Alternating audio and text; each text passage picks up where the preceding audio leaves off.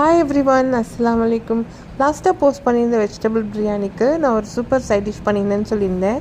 அந்த சைட் டிஷ்ஷை தான் இந்த ஷார்ட்ஸில் உங்கள் கூட ஷேர் பண்ணிக்க போகிறேன். எம்டி பேன் எடுத்துக்கோங்க. ஸ்டவ் ஆன் பண்ணி பேனை வச்சுட்டு அது தேவையான அளவு எண்ணெய் சேர்த்து ஒரு மீடியம் சைஸ் வெங்காயம், ஒரு மீடியம் சைஸ் தக்காளி, ஒரு 4-5 சின்ன சைஸில் கத்திரிக்காய் கட் பண்ணி எடுத்துருக்கேன் நீள்வாக்கத்தில். இப்போ இது மூணையும் இந்த எண்ணெயிலேயே நல்லா நம்ம ஃப்ரை பண்ண போகிறோம்.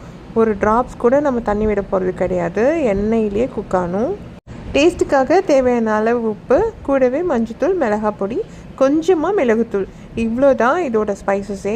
மிளகாத்தூள் சேர்க்கறதுனால கரிஞ்சு போகிறதுக்கு வாய்ப்பு இருக்குது. அது கரியாமல் அப்பப்போ கிளறி விட்டுக்கலாம்.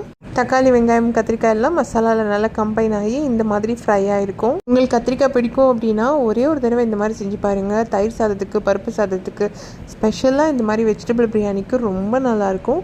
Must try. ரொம்ப simple, at the same time ரொம்ப டேஸ்டியாக இருக்கும். கண்டிப்பாக ட்ரை பண்ணி பாருங்கள். இந்த காம்பினேஷனில் செஞ்சு சாப்பிட்டு பார்த்துட்டு எப்படி இருந்துச்சுன்னு சொல்லுங்கள். மறக்காமல் நம்ம சேனலை சப்போர்ட் பண்ணி சப்ஸ்கிரைப்.